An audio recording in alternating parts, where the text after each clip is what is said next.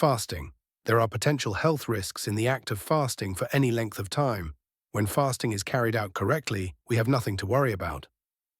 Fasting practice. Fasting is a practice that many willingly undertake for different reasons, be it spiritual, meditational, mental health issues, weight issues, or others.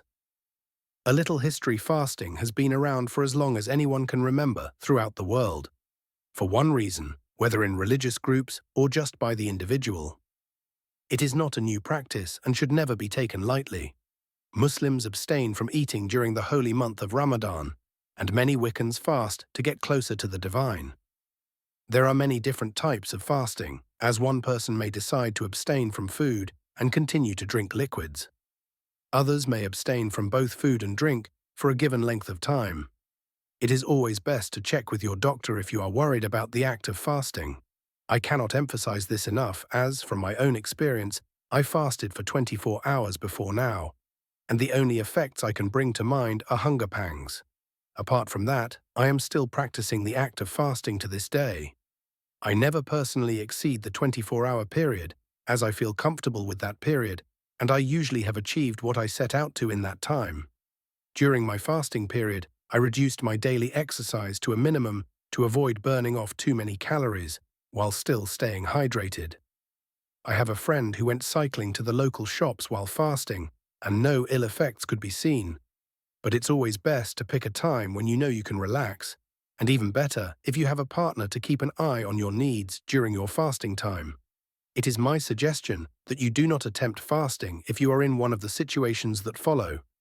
If you have been recently discharged from the hospital after an operation, if you are pregnant, if you suffer from a heart condition, if you are on a weight-controlled diet, if you have recently stopped smoking, if you suffer from anemia, if you have fits. Fasting in Wicca and other traditions can be classified into various aspects.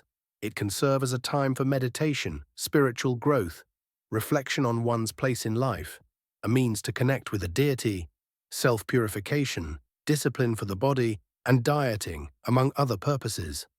These are just a few conditions when, in my opinion, not to attempt fasting. There are plenty more, as I am not a doctor, but I know of the ones mentioned above. Please check with your local GP before fasting.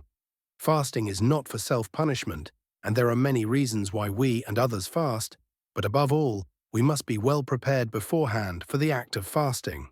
At the beginning of fasting, the tongue usually becomes white or yellow because of the toxins that can build up in the mouth.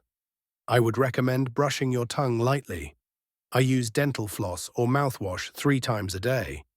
This will also help prevent canker sores, which I thankfully have never experienced due to toxic buildups.